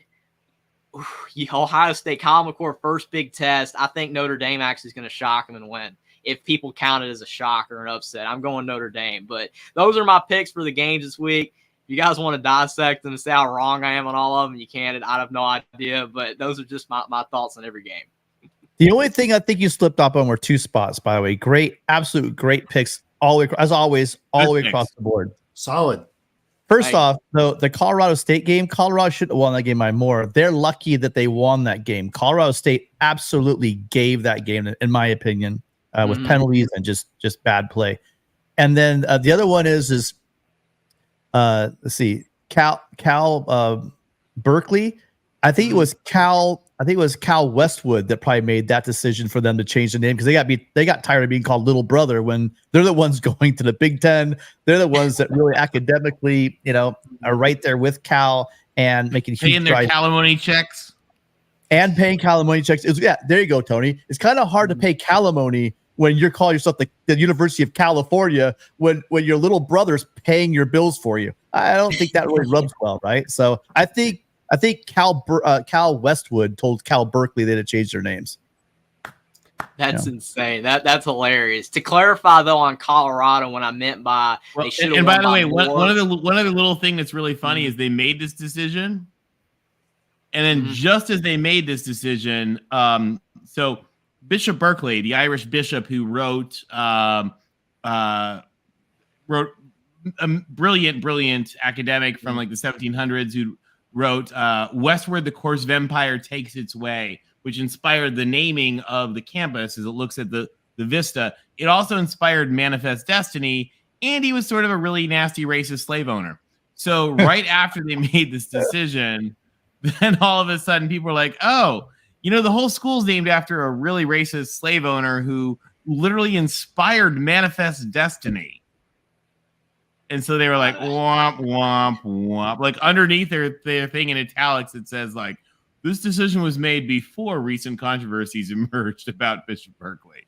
Don't worry. 5 years from now, they'll change it. It's Berkeley. They'll get up in arms. They'll drop their hacky sacks and they'll have a big march in the middle of the school to have the name changed. So there we go. That's Berkeley for you. Yeah, all that's out of my league. I just stick to football. I have no idea with all the back history there. But, again, to clarify with Colorado, Tim, I was saying the reason, in my opinion, they should have won by more is because of the hype. If they were legit, if they were actually really, really good, they should have won by more. They were favored by a lot. That's what I meant. That's what I meant. Because I agree with you. I never really was a massive believer in Colorado. I actually picked not to make a bowl game in the preseason. I said they were going to go 5-7, which I think might still be well right. I think they'll get there. Right. But that's the thing, because a lot of people have said I was insane for saying they go 5-7 because there was the primetime hype, and there's still a lot of people on the primetime hype train, even though they barely won that game. But I said 5-7, maybe 6-6 bet, but my official prediction was 5-7. So the reason why, Jeffrey, Colorado. The reason it's not as much that Colorado was better than we thought. Actually, I take it back because they are better than I thought. As a program, especially what he was able to do in 1 year, especially. But I thought TCU would be better. I know they lost a lot of guys. I thought TCU wouldn't roll over like they did. I thought Nebraska was, with Rule was just they're going to catch some kind of spark on offense. And I don't know. I just thought they'd lose that game. So the reason why they're going to win 5 instead of the 3 that I thought is because they stole a couple from teams that I thought would be better, to be honest. That makes sense. I mean, TCU, they played okay in that game, but Chandler Morris made too many mistakes. And Nebraska, like I said, there's no words to talk about Nebraska in that game. It was one of the worst performances I've ever seen in my life because they could have actually hung in there if they didn't just literally give the ball away at several moments of the game. I didn't get it. And like I said, it made the Colorado hype train a lot bigger when they won like that, but I was not impressed still. I'm glad that they're having success. I'm glad Deion's doing what he's doing. It's an awesome story. I'm very happy with it because when I say this, people are like, oh, you don't like Deion? I'm like, not true. I really do like Deion, and I really do like what's happening with the Buffalo. It's nice to see them winning right now, but it's about to get ugly potentially soon. Next 2 games, Colorado could get destroyed in both. Maybe they'll hang in one of them. I don't know, but it's not going to be pretty probably. Jeffrey, I value your opinion. You know your sports. So I got to ask you a question. Give me right now through finishing week 3, which 3 are the 3 top conferences in college football? Just give me 3, the top 3. That's a great question. I really appreciate the compliment there. Thank you, Rick, a lot. But, I mean, that's a great question. The SEC for sure is not. The way that they've played – they've been struggling. Granted, I mean, they are, in a lot of people's minds, still the best conference, historically, yes, the last 20 years, but not this season. I would say the Pac-12 could be number 1 right now. I mean, they don't have maybe that team still, like people are still going to say Georgia's number 1, but I would say Pac-12 is in the top 3 for sure. The way that they're playing, Big Ten's been struggling too, but I mean, they still got really good teams at the top that are probably going to make it where they're in the top 3. I'd put them maybe at 3rd. ACC, that's it. I don't know. That's a really good question. ACC's been weird because I mean Florida State's doing good, Miami's been impressive, but Clemson's not impressed unless they turn it around this Saturday. Rest of the teams are kind of not that great either. North Carolina could be good still, but who knows? Big 12's weird as well. They're up and down. They've had a lot of bad losses, but a couple of the teams at the top are decent, especially Texas. I would probably go Pac-12, Big 10, and SEC, I guess it has to be there, I guess, because at least Georgia. I mean, I don't really like it because the SEC's been terrible. But at the end of the day, the teams that are going to be represented in the playoff are going to be from the SEC, the Big Ten, and probably the Pac-12. More than likely. Maybe you have Texas, Florida State, possibly, but we'll see. It's wide open. Sounds good. This year. Yep. Well, as always, thank you, Jeffrey. We appreciate it. We're glad to have you. Got to call in next week. We want to hear your takes on. We got another big week coming up next week. It's going to be awesome. I can't wait. I'm just so excited. Kid in the candy store for these games. It's going to be a great week of college football in the Pac and all around the country. And thanks for having me on. It's always great talking to you guys, especially the Pac. Right. Thanks for joining. Fight on, Thanks, Jeffrey. Thank you. All right. Next up, rolling along. We got about 3 callers back there. Sean Garner. Sean, welcome to the show. Hey guys, great to be here. Sean, what do you think of the Pac-12 this week? I think this is a heck of a week. I mean, have you guys ever had 8 teams ranked in the top 25 ever? Never. First time. Yeah. That's incredible. I mean, the depth is really strong this week. I'm really excited to see what Dante Moore can do against a huge defensive test, road environment. I want to see if Chip's going to put the game in his hands, because that's a very high risk strategy right there. Let him ball out, and with the way Utah's offense has performed lately, they might want to play it a little more conservatively, but. If he's legit, this can be a real breakout moment for him.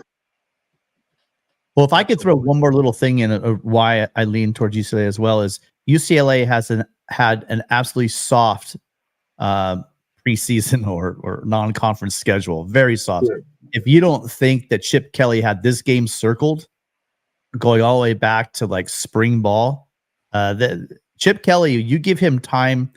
I take my shots at Chip all the time. But as far as X's and O's are concerned, he can scheme with anybody, and he can make even good defenses look silly sometimes. So I have all the respect for what Utah's done on the defensive side of the ball.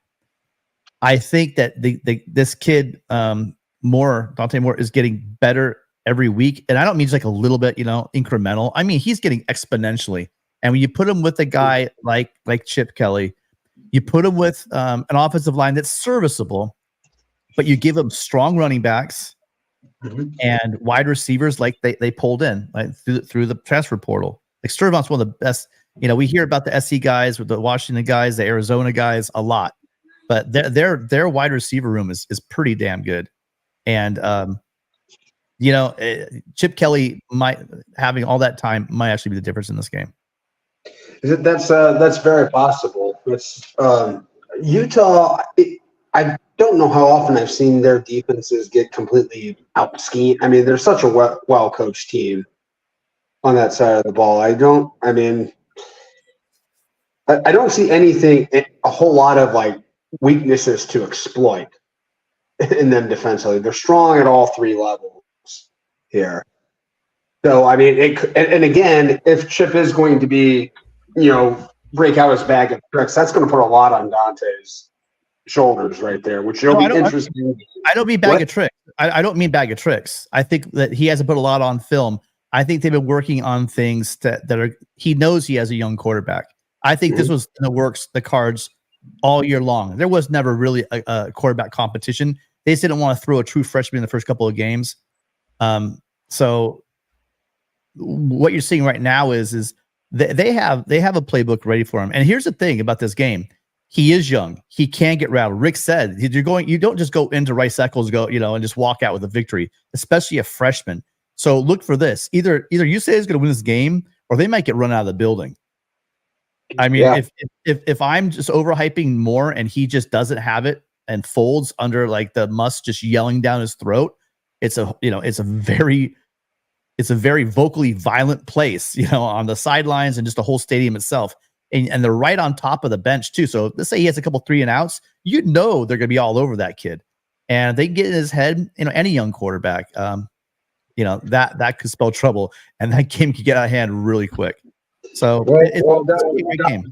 Dante Moore did grow up on the east side of Detroit, and you gotta have some hair on your chest in that place.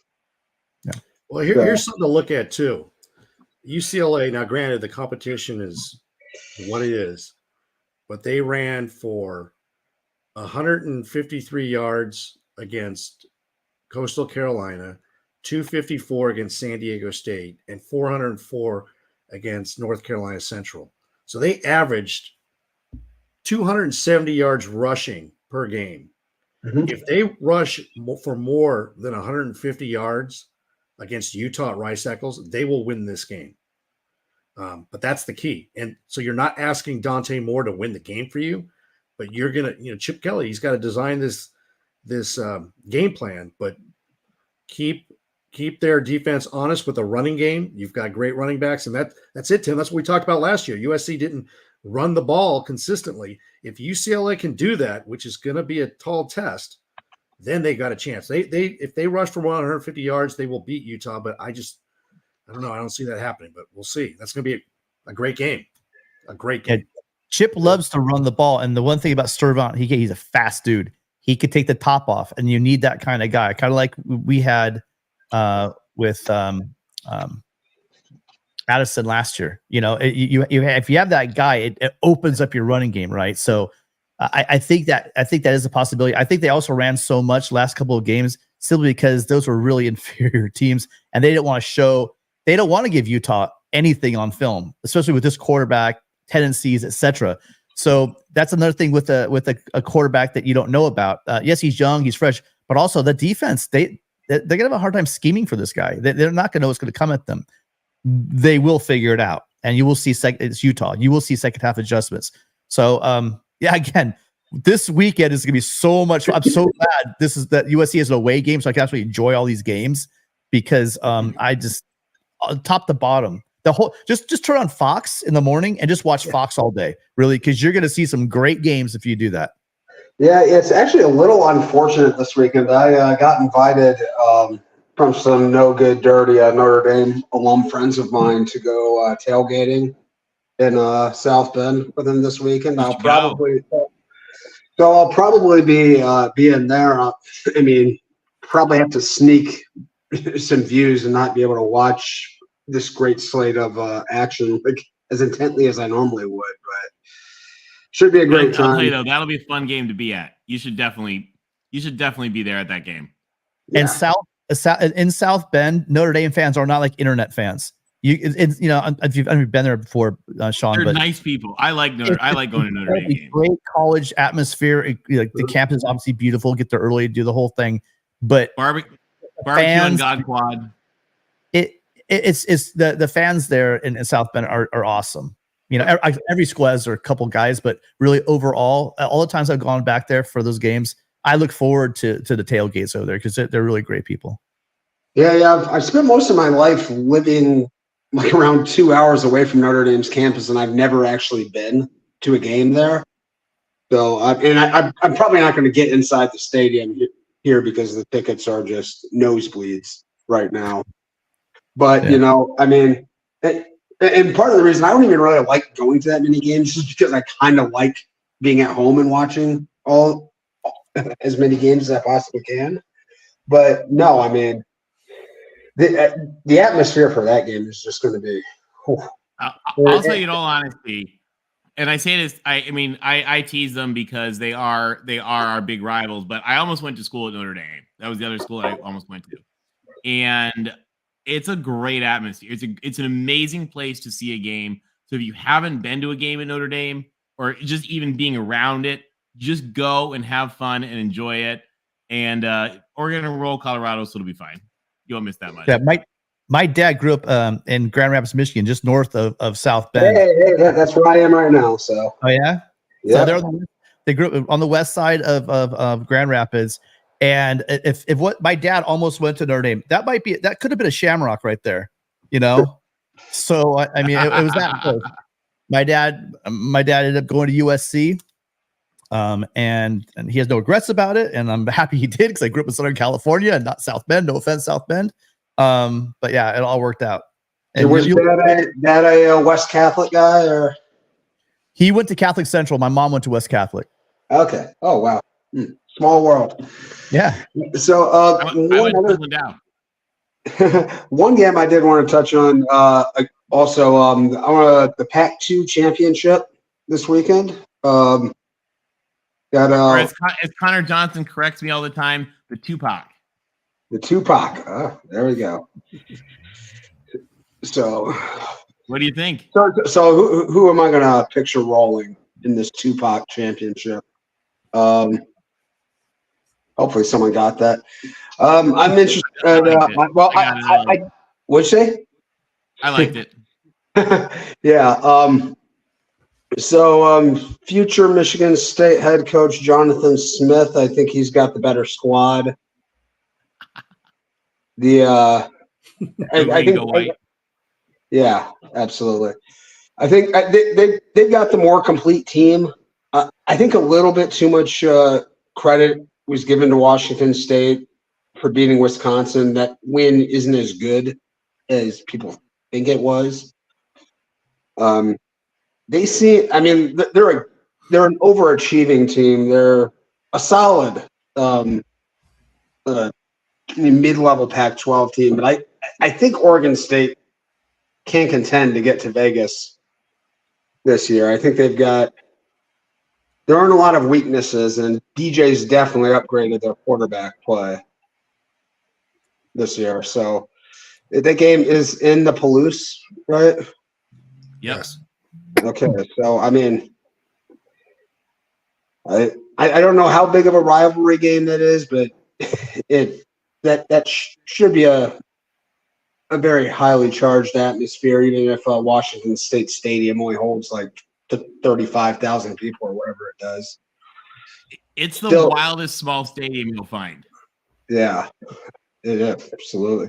So, Cam Ward is going to have to play out of his mind for them to pull this off. Oregon State, they're so consistent. Do they ever really have like a bad game? You seem like you get the same performance from them every game. That's what good coaching does, right? Yeah. Yep. And that's why Jonathan Smith's going to have a lot of success in East Lansing. You're really trying to bring that into the universe, aren't you? You're just trying to will that thing in. Hey, my dad played for Duffy, and he would support it. Absolutely. Oregon State's probably not going to be in a Power 5 program after this year. So, hey, I don't know. All right, guys. You can say What- football. See. They do. Wonderful weekend. Hope we all enjoy ourselves and stay out of trouble.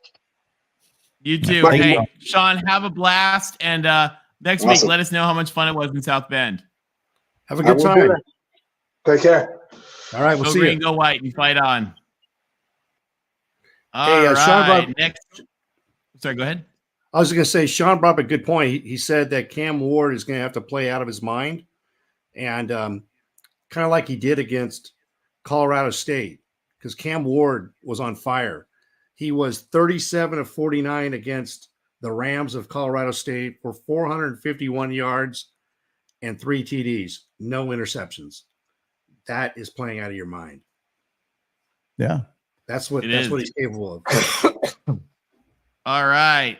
One more caller, guys. Waiting here. We got Jackson Johnson. Jackson from the Jacksonian. Welcome to the show. And hold on, thank you for having. before Jackson goes, everybody, could you just do us a huge favor? And we know we always ask you for this. Just if you guys could just take 1 minute, whether you're on your phone, your computer, your TV, whatever, just click the like button. It really makes a huge difference for Mark and the whole Voice of College Football community. So if you guys could do that, thank you very much. We appreciate it.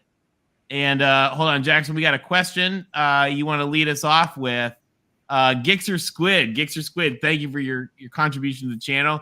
He wants to know, what's everyone's too early Pac-12 championship matchup? Jackson, lead us off. I'll be honest, it's kind of tough for me to say because, I mean, there's USC, there's Washington, there's Oregon State, and Utah. I mean, those are pretty tough teams right there. So I'm kind of torn, honestly. I'm thinking it's going to be, I want to say USC, Utah. All right. Tim and LBC, what do you guys think? I've been saying it all year. I'm going to stick with it. It's going to be a rematch of the USC Washington game at the Coliseum. I'm going to side with Tim on that. I think Washington is an unbelievable team. And yeah, it's going to be, I think each team is going to have one loss going into at the end of the year. I think it's the rematch is going to be USC and Washington. It's going to be a heck of a game. Tony? Yep. Tony's calling the Thumbs shot. up and fight on. Okay, I there you think go. USC Okay. Washington. All right. So, Jackson, what's going on? What do you think of the games this week? oh, I'm loving it. I mean, UCLA, Utah's good and all. Oregon, Colorado's good and all. But the game right in front of me, Oregon State, Washington State, Yep. that's the game I'm looking forward to the most. Because, I mean, these two teams were left for dead in the desert by conference realignment. And they're going to show the nation a thing or two about Pac-12 college football, man. I mean, I've looked at the stats for Oregon State's defense. They're amazing. I mean, the pass defense could use some work. It's 56th in the nation, but in the points allowed per game, they are 11th in the nation, 6th in the rushing defense, 13th in total defense. Now, Washington State, I mean, the running game, meh, but who's the quarterback that nobody's thinking of in the Pac-12? I mean, everybody's talking about Michael Penix, Shedeur Sanders, Caleb Williams, Bo Nix. The name nobody's talking about is Cam Ward. Yeah. I mean, this guy sits in the nation in passing yards for the season. Third in this team is third in passing yards per game, third for the season, 7th in total offense. I mean, this is like a strength versus strength game right there. Yeah, I mean, nobody's played anybody, right? Most teams, unless you were part of those as LSU, FSU kind of games early on. Nobody's really played anyone of quality. These are the better quarterbacks. Caleb Williams has played what? Seven quarters in 3 games. I mean, so total yards don't mean much. Cam Ward's in there balling out, and his numbers that Rick brought up are amazing. But yeah, early stats, especially total stats, and if you're not doing like per play or per drive, they kind of get a bit skewed, depending on who you're playing, depending on how many reps they're actually getting. And I'm sure his snap count's higher than the average. So, I think the kid is awesome, and he's going to put up big numbers. Let's see how he does in the Pac-12 though, in Pac-12 games against the better defenses, because that's where the guys like Penix and Caleb, who we're talking about, they've already shown against the best defenses, they can still put up the numbers. And I think that last year, and he's had another year to grow, but last year he struggled against some of the better defenses in the league, making some poor decisions, bad throws.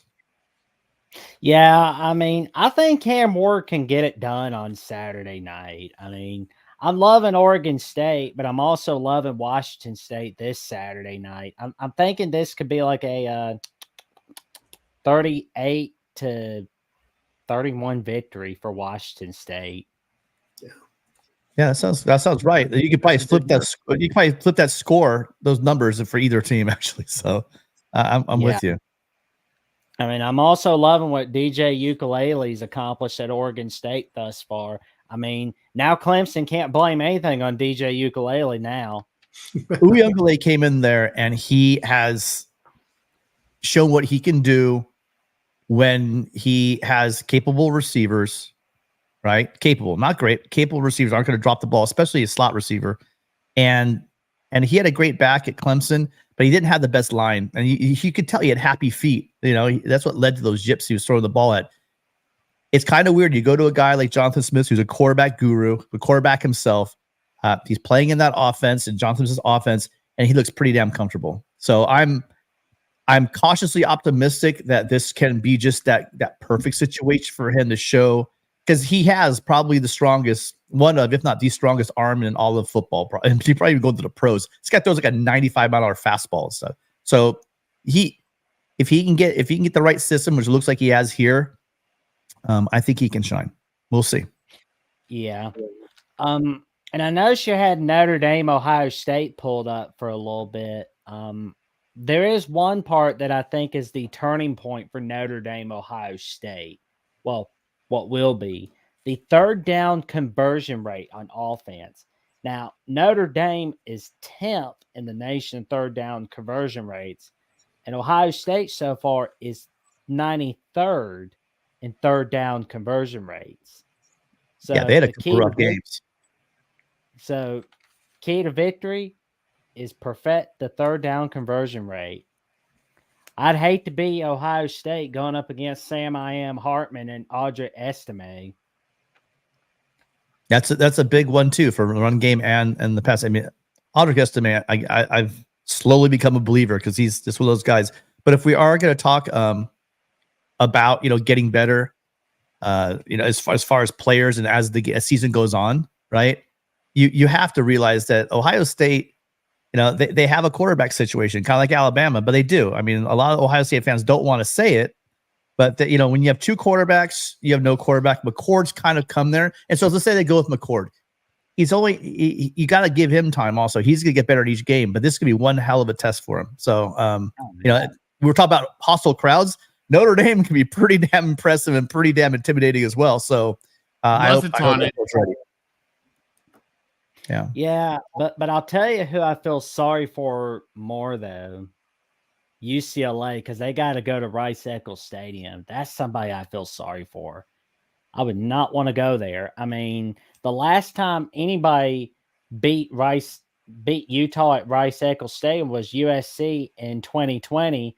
But for some people that don't want to count the COVID year, 2018 was the last time Utah lost at home in a full stadium at Rice-Eccles Stadium, and that was against Washington in Week 5 of the 2018 season. That their crowd is a big part of that. It's a big part of it. So when you play Rice-Eccles, it's like you could hear a pin drop. It's a whole different place. So yeah, like you said, when they've had a crowd, when the student section of the Muss is just rocking that whole place, it's a completely different environment. And the way it is for the visitors. The district, you're right. The fans are right on top of you. So again, for a young quarterback, that maybe he goes 3 and out, maybe he throws a pick, they're going to be all over that kid to see what he's made of. So, Yeah, I mean, like I made sure to look up the stats for Utah when the last time they lost in Rice-Eccles Stadium, and I really had to Who'd you dig know? in for the last time they lost in a full stadium in Rice-Eccles. So it was, It's going but to be wild. I got the guess. Huh? It said it's going to be wild. Yeah, I mean, Something I tells me we wouldn't said want to Notre go- Dame too many times tonight. I don't know. Something tells. I think we have. All right. On that I note, because wasn't we trying got to we say got another anything discussion. much about- I wasn't trying to say anything too much about Notre Dame tonight. It's just Oh, not you, Jackson. No, I was making a joke because we have somebody on deck right now. We do. Uh-oh. All right, Jackson. Any final thoughts here before I think we're going to hear a little bit about Notre Dame?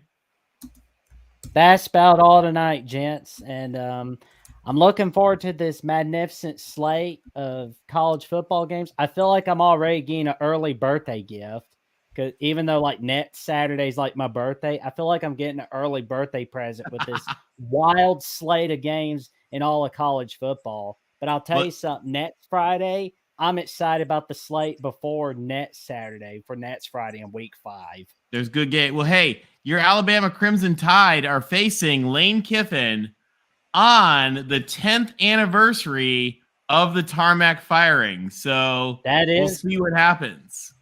That is pretty wild when you think about it. I mean, holy cow. Like where's Lane time Kiffin go, goes guys? from being I don't even want to know. at a bus stop from 10 years ago to USC Arizona State to working under Saban to redeeming himself at Florida Atlantic and doing a magnificent job at Ole Miss. What a journey. What a second act for Lane Kiffin, man. I love him. I love him.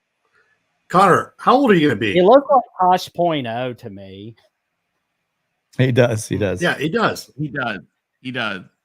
Hey, Maybe they can thank you as always, Jackson. Hold on. I got a question for Jackson. How old are you going to be, Jackson, next Saturday? Oh, I'll be 26. You're going to be 26, and that's on September 30th? Yep. Okay, I'm going to tell you right now. You tune in to USC Colorado at 12 p.m. Eastern, 9 a.m. Pacific. Caleb Williams is going to score 6 touchdowns for you. You're 26, buddy. Right there. I'm calling it right now. That I'm telling you right now. That Caleb Williams Shedeur Sanders game, that's going to be a top-notch birthday present for me right You watch that. Okay. I plan to. Yep. I love Hours before I officially turn 26 right there, man. There you go. Perfect. Hey, thanks, Jackson. Fight on and roll Thanks, tide. Jackson. Fight on and roll tide to you guys. There you go. Roll tide. All right. Now we have another person coming on who I am not sure if he heard me actually sing Cheer, Cheer for Old Notre Dame or not, but we've got Will ND. I missed. Okay, I have to go back. That's what Cheer for Old Notre Dame. There you go. There goes Hearing her name. Send up. Oh, I know the whole thing, but we will not subject the rest of our audience to that. I already said how great the stadium is and how great the campus is. I can't do the song though. We got to stop. We're all gonna go shower with bleach after that. I can't go too far. Mm-hmm. Will, what do you think about the Pac-12 this week? We got some games. Yeah, we have some games, man. Utah UCLA. I think it's a. Do we have any intel on Cam Rising? Larry said he's playing full speed. He's been running full speed. I saw reports that he's been practicing since someone said September 1st. Mm-hmm. Now, I'm sure he wasn't cleared for full contact on that date, but I mean, not much longer after that if they're playing him now. Mm-hmm. Can you imagine how loud the muss is going to get when he runs out in the field for the first time? It's going to be freaking nuts. You know, Rick, do you remember that SC game that when we went there, they brought out, they had the helmets about their guys that had been tragically killed. I mean, talk about pulling every emotional trigger. This is going to be a huge boost for that squad, the stadium. The roof's going to come off that place. And, you know, we had that interview with Anthony Munoz, and, you know, Anthony had like 3 surgeries in high school. And isn't this like Rising? Didn't he hurt himself at Texas or before this, or no? Is this his first like leg injury? I don't know. I'm not positive. I'm not sure either. Even it's just one. I mean, Anthony went on to play, you know, a 13-year career in the NFL and never had another problem. So, and that was like, you know, surgery was like 40 years ago. Now the technology is so much better. They get better so much faster. I'm praying that he does stay healthy because college football, Pac-12 is a lot better when Cam Rising's playing quarterback. He's an amazing gamer. I don't like him in the press conferences after games, but on the field, he's actually an amazing guy. Yeah. Yeah. I mean, I'm excited to see Dante more. You know, if Dante would have stayed with his Notre Dame commitment, we wouldn't have Sam Hartman. So I don't know if I'm happy about that or sad. I mean, I do think we'll have a good quarterback next year, but yeah. Hey, Sam Hartman could have ended up at Alabama, so I'm glad he's at Notre Dame. Yeah. Yeah. If Alabama doesn't get much better, he might find his way to Alabama by the end of the season, though. Somehow, miraculously, that transfer goes through. He's probably on his way there, but then he heard Tommy Rees was to be the OC. He said, "Nah, I'm good. I'm gonna go somewhere else." Mm-hmm. But I don't know, man. This one's a toss-up of toss-ups. Like, I honestly don't know. Like, I don't think Utah is as good as they've been in the past, but like Rice Eccles is so big. It's like such a big advantage for them. So, yeah. Make a decision. I'm excited to see if Rising's really back to full strength. Yeah, they're good. Will they're just really banged up, but like Larry said, they're holding him out. You know, in a warm up game, that you didn't need your guys. You know, a lot of teams do that. If it's an early season game, it gets a cupcake. It's just one more game you can get your guys healthy, and I think it's probably that's why all those guys were out. They're just trying to get them healthy and rested up. And if you have a healthy Utah, that will change everything. My ranking is based on the fact that I'm assuming a bunch of guys are still dinged up or playing hurt, or Cam Rising won't be the same coming off surgery. All those things could be wrong. They could be contending for the Pac-12 championship. Mm-hmm. And we have the Pac-2 Civil War in Pullman. Well, it had to be the Apple War because they're kind of hybriding the whole thing, right? Mm-hmm. Yeah, well, they're not calling. What are they calling it? The civil conflict, but civil in a good way. I don't know. They're all liking each other, but I got a feeling once the pads start hitting, these two teams may not like each other quite as much as they think. Yeah. But I don't know. I'm interested because DJ didn't look as good against the Aztecs as he did against the Spartans. And who's the cupcake they played week 2? UC Davis. Yeah, UC Davis. So I'm going to see, like, are we going to see, like, more of the DJ from Clemson, or are we going to see still the same DJ that's been playing the other weeks? I think they'll be the difference in the game, just whether DJ looks good. Yeah, he will be tested as these defenses get better. That's a great point. I started TF. I read TF's message. We were joking around earlier, but yeah. But Will, give us your Notre Dame prediction. I'm gonna go Irish 27, Buckeyes 24. Ooh. I think we pull it off in the biggest game in South Bend since the Bush push. Wow, that's saying a lot. That's what, 17 years? If I'm doing my math correct, 18 years actually. Mm-hmm. Yeah, that's what the fan base has agreed upon. We don't agree on everything. Well, we get on fights a lot against our own on Twitter, but we did agree on that. Will, do you realize that you have the whole USC fan base behind the Domers this weekend? Yeah, because you guys want us to be undefeated when we play. That's right. Yeah. And and if we could take out Ohio State, if they could have one loss and then they only have 2 games left to play in the regular season before a possible Big Ten championship, that would be against Penn State in Michigan, because we all know all the other games don't matter. This is a huge game. Mm-hmm. And because Notre Dame doesn't play in a conference championship game, you need a big quality win. So get your boys to get it done. Mm-hmm. It's like, I believe that we have the tools to do it. It's just that I haven't really seen us win like a big game like this before. Wow. Here you go. We just got to break through and win one. Channel Reggie Bush. Channel Reggie Bush, channel Matt Leinart. Make sure you watch Big Noon Kickoff.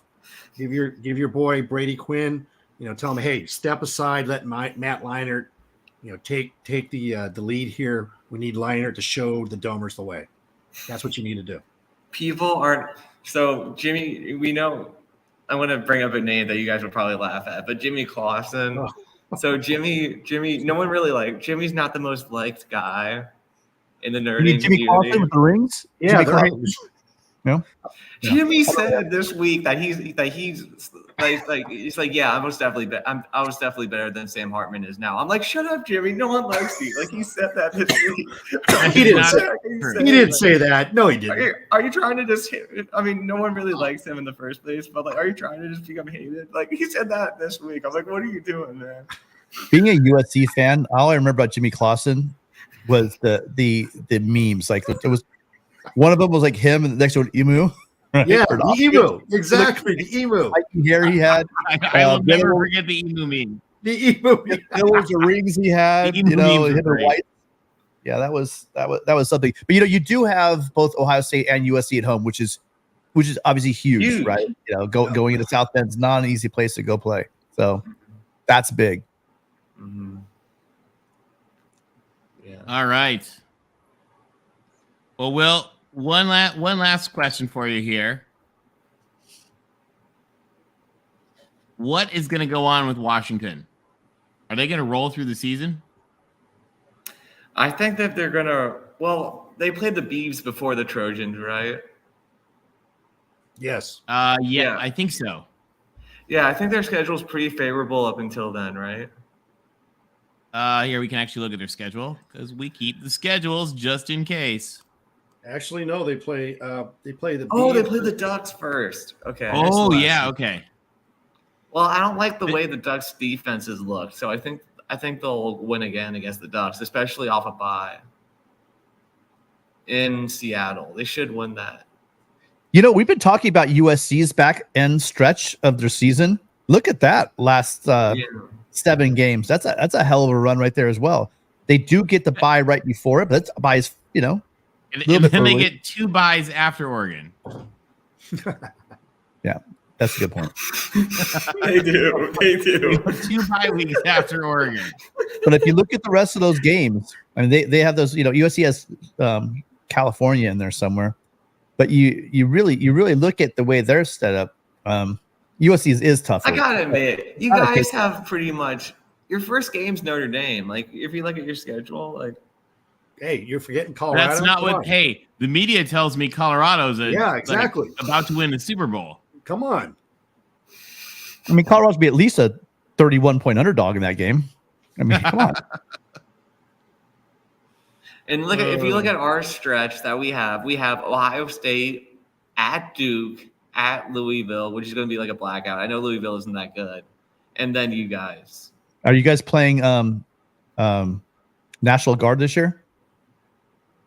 That's our Navy. No. You played 1 year. You guys played Army and Navy in the same season, right? Isn't that true? Yeah. Done it So a bunch of I think times. you're running out of service academies, and you're just going to play someone else. Well, Coast Guard Academy was busy. Oh my gosh. But yeah, man. Like they really like put. I don't know, man. Like I'm not gonna like whine and say it's not fair, but it is like You got that vaunted ACC slate. I'm sure you're going to have going ACC's on. good this year, man. Oh, come on, stop. Seriously, I mean, it's not as good as the Pac, but it's better than the SEC. I'm not sure about that. Here's a question for you guys. Is there another win on this schedule? Maybe the game. No. I don't see one. Cal will beat them. Yeah, they're gonna go 1-11. They might not win a I think game they in the might. continental U.S. Now, remember that there could be injuries stacking up.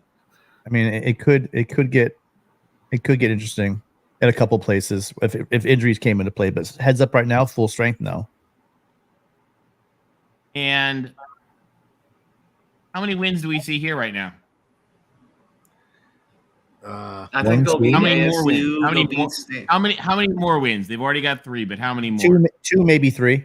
I think probably 3. It could be 3. It could The be third being Arizona. third being Washington State or Arizona.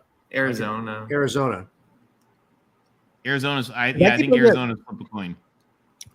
Washington State is going to be in a lot of trouble if they lose Cam Ward. I mean, if they get what's his face healthy, I think they'll beat Arizona. I can't think of his name. Travis Hunter. Travis Hunter. Yeah. Yeah. He'll be healthy by then. Well, actually, I don't know how long a lacerated liver takes. Jesus, I don't even know how long that takes to get healed. So, Well, I saw him in it. What was he was on Twitch in a giraffe pajamas costume talking about it. I'll tell you, he seems like a really neat guy. Yeah. it was really cool what he said because there was death threats against that safety that hit him, and he came out and said, "Hey, man, it's balling." And Dion said the same thing. So that guy was just out there balling. It's unfortunate when it happened, but it happened, and he's just appalling that people were like putting death threats out, which is these spineless people on the internet that make fake accounts that probably say Joe Blow 257.5, and they start attacking like 17, 18, 19, 20-year-old kids. It's pretty pathetic. Oh, I know. I've seen them. Their adventures. All right, guys. Well, we are a little over our time. Any final thoughts here as we get ready to head for the week ahead, Will? Yeah, I mean, another great week. We have 2 great Pac games, maybe 3 if Colorado slipper still fits, which I don't think it will. But yeah, just the Pacs been awesome this year to watch. I'm going to definitely continue watching it. Best conference in the country, and yeah, hopefully my Irish pull it off. I mean, I'm nervous, but I'm excited. But I think we can do it. I think we'll do it. So, yeah. Thanks for having me on again, guys. Thanks for joining. Did we all go Irish, by the way? Did we unanimous on the Irish call? Chris, I think Chris went Ohio State. Ohio State? Check. Okay.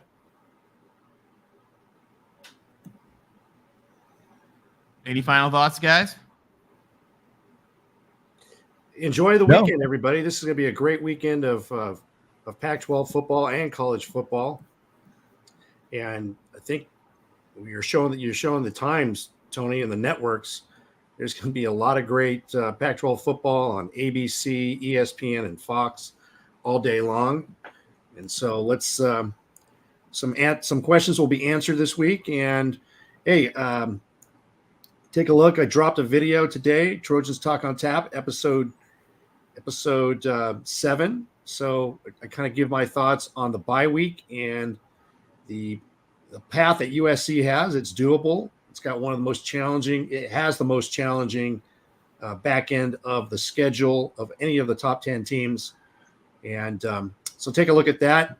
And then Tony and I also had a discussion based on a question that was dropped in on a previous episode about what's happening with the Pac-12 with the Washington State Cougars and Oregon State Beavers filing the temporary restraining order last week. And what does that mean? And what's happening with the Pac-12 moving forward with those 2 universities? So check them out.